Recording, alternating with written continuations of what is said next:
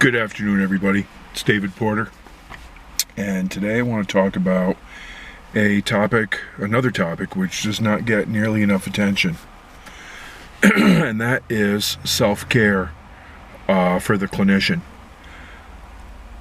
If you are going to work with people who are suffering from mental illness, from addiction, if you are going to have regular exposure to some of the most heinous and darkest aspects of human behavior, such as chemical dependency, child abuse, molestation, rape, PTSD, suicide, these are the things that a clinician will deal with on a regular basis. And of course, you're going to choose the population that you work with. It depends on the population you work with, how deeply immersed you will get. My choice is to work with people with chemical dependency and have criminal behavior, very often habitual criminal behavior. And also they're victims of violent crime, sexually based offenses, adults who were molested and abused as children. So on a regular basis, I see some of the darkest aspects of human nature. I hear things that stick with me sometimes for a week after a session, and I can't let it go. And I keep thinking about it, I keep recycling it in my mind. And it does affect your mood, it affects the way you see the world, it affects your perception, it affects your behaviors. And it's not just behavioral health clinicians, such as psychologists, licensed alcohol drug counselors, but also this is going to touch medical professionals, Department of Children and Family caseworkers, especially first responders, police officers, fire, EMS, corrections, and something which is maybe given an afterthought by at least my profession, behavioral health, is taking good care of yourself. I remember years ago when I interviewed for my first clinical position as an outpatient therapist down in Bennington. I spent probably at least a week preparing for the interview. I figured they were going to ask me a lot of clinical questions. You know, what are the diagnostic features of this type of disorder? What do you do if someone's suicidal? I mean, that's what I was prepared myself for. And I interviewed with 6 different people, 6 different interviews. Not one of them asked me anything clinical. They all asked some version of the same question. What do you do for fun? What do you do to take care of yourself? What do you do when you're not working? Tell me about your hobbies and interests. They wanted to make sure that I had a life outside of work, and with good reason. If you do not have activities to do which refresh you and recharge you and restore you, you will soon become very tired and burned out, emotionally exhausted, and unable to help yourself, let alone help anyone else. You will become what I call a faceless mumbler. These are the people who stereotypically work for the state, not just Vermont, any state bureaucracy, in human services. I hate that name, by the way, human services. It's so ridiculous. I don't use it. I prefer behavioral health, but a lot of states still call it human services. In any event, they've been on the job too long. They can't leave because the pay is good, the benefits are better, and they can retire early. And they become what I call faceless mumblers. You go to a state office building and they don't look at you. They're hiding behind glass. They mumble. They don't make eye contact. They shove forms at you, and they ask you some permutation of the same question 5 times over, like, tell me your name again, tell me your name again. That's been my experience at the state. Don't become a faceless mumbler. You want to look your patients in the eye. You want to speak clearly. You want to be thorough and explain things in a language they can understand. And you want to be effective. In order to do that, you have to take good care of yourself. So here's what I like to do. And some of you listening to this may think, my gosh, it's so boring. You need to get a life. Well, whatever, because to me, this is having a life. And it's gonna what you like to do is gonna be different for everyone.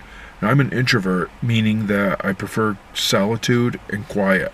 That's how I recharge. According to Carl Jung, introverts gain energy from quiet and solitude, and introverts lose energy when they have exposure to other people and a lot of sensory stimuli. So what I like to do is I like to take photographs. I like to do wildlife and outdoor photography, bird watching. I like being outside. I like to go fishing. I fly fish. I tie my own flies. I like to go shooting. Go to the range and punch tin cans or silhouette targets with my 357 Magnum. And yes, I'm still old school. Revolver. I don't care for semi-autos. And I like to cook. I like creating really good things in the kitchen. I like to read, especially classical literature, and some of my favorite authors, Stephen King, Andrew Vax, Richard Marcinko, are probably my top 3 favorite authors. And I like to watch action movies. And sometimes I just like to sit on the couch and listen to some jazz or some blues and enjoy the quiet, enjoy the solitude. I like to go for walks in the woods and take photographs of frogs, and I'm delighted to find a newt or a salamander. I like photographing dragonflies and damselflies, muskrats, beavers, otters, deer, if I happen to run into them, all kinds of birds. Vermont has so much wildlife. Ducks, ospreys. I'm delighted to see a Merlin falcon and a bald eagle last year. My goal this year, I really hope to photograph an owl and a kestrel falcon and see a bald eagle again. And of course, so many songbirds, cardinals and blue jays. So many songbirds here. And for me, a good day is when I can get outside, do some fishing, photograph some wildlife, and I like to forage, find some wild blackberries or black raspberries, and see a good sunset, and just enjoy the quiet, enjoy nature. And it gives me a sense of peace that is often elusive. As you know, on days where I see 7 to 9 patients and very often hear their stories of suffering and hardship, either past or current. And here's the other thing too that I found out as a therapist for chemical dependency and criminal behavior. A lot of people are not going to make it. A lot of people are going to continue the very self-destructive cycle of drinking and drugging themselves insensible. They're going to overdose and die. I've had that happen. They're going to feel hopeless and helpless and commit suicide. I've had that happen. Or they're going to live, but they're going to live a life of misery, generational poverty, victims and perpetrators of domestic violence, victim and perpetrator of child abuse and child neglect, very little hope. They're not going to be able to give themselves or their children a good life. One of the hardest parts of my job is to stand by and watch people self-destruct, and there's nothing I can do about it. Yesterday I was watching a documentary on climbers on Mount Everest. Really unbelievable. I mean, Mount Everest is nearly 30,000 feet high. It's 29,000 and so feet high at the peak, at the summit. The atmosphere there is so thin. The oxygen levels are around 9 to 11%. About around half or less of the oxygen we have at sea level, and the human body was not designed for those temperatures. The thin atmosphere also means that the ultraviolet light is 10 to 15 times stronger than what you have at sea level, and the temperature can fluctuate anywhere from 85 degrees to far below zero, to 40, 50 degrees below zero, and it can change within the hour or less. And tremendous storms can come in out of nowhere, and blizzards. So I'm watching these people struggle to get to the summit, where 100 meters is a long way and might take 2 hours to traverse. And on the way down, or on the way up, whatever, one of the climbers found another climber. He was unconscious in the snow, didn't know how long he had been there, and he checked on him and he was still alive. He was unconscious, he was dying from the cold and from the lack of oxygen. Probably more from the lack of oxygen than the cold.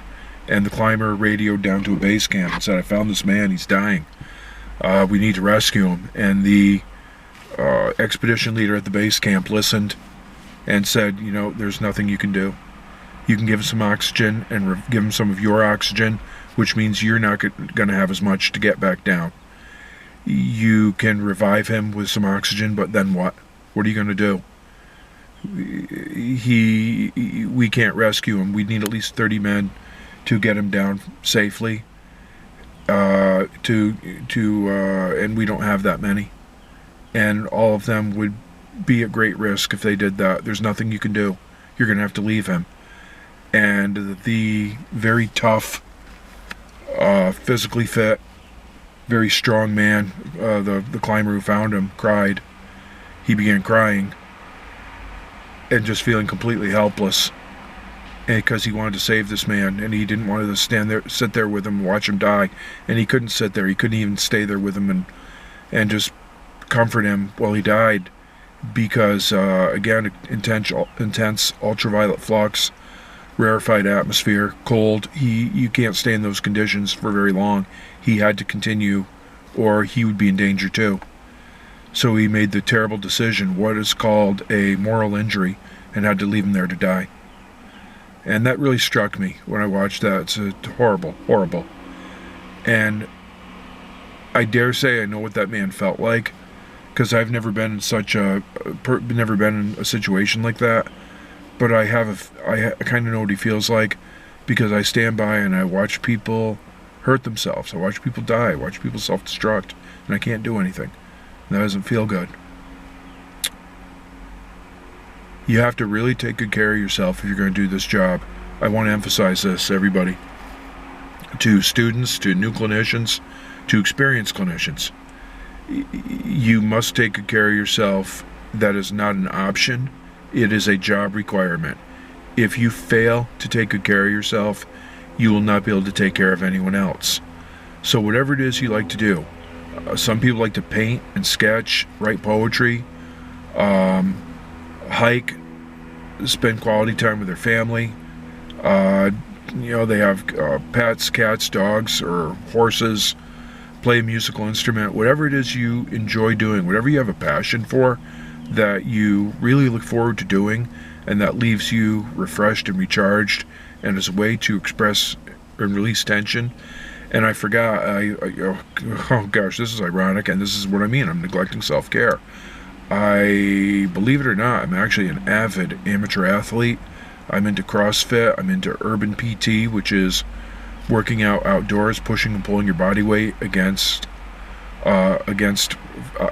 whatever objects you can find. Stair railings, running up and down steps, doing hill repeats, sprinting hills, carrying irregular objects like sandbags or cinder blocks. It's great. I love doing that. I used to be very much into bodybuilding. I like to run, and lately I've been neglecting that, and I can make all sorts of excuses. Well, the weather's been shitty, it's been too cold, I hurt my back, whatever. It's all bullshit. Like Jocko Willink says, someone I listen to a lot. And by the way, I listen to podcasts all the time. Start the day with a podcast. Find some good podcasters that inspire you, motivate you, comfort you, give you ideas, give you motivation, give you fortitude. I start the day with a podcast and end the day with reading, or at least I try to. And I must get back into working out because I've gained a lot of weight. I do not like the way I look. I don't like the way my body feels. It's not good for you. And working out is probably it is the best thing you can do, not just for your body but for your mind. So my goal, get back into fitness, embrace fitness. Right now I'm doing laundry. It's a nice sunny day out. It's about 35 degrees. It's a pleasant February day. We got some snow. It's melting a little bit. I'm doing laundry. I need to run back inside now and get the laundry out of the washer, throw it in the dryer, then go wash and vac the car, go to the market and get some good healthy food. Alright, everyone, have a good day. Be safe. I want to thank you for watching, and please hit subscribe.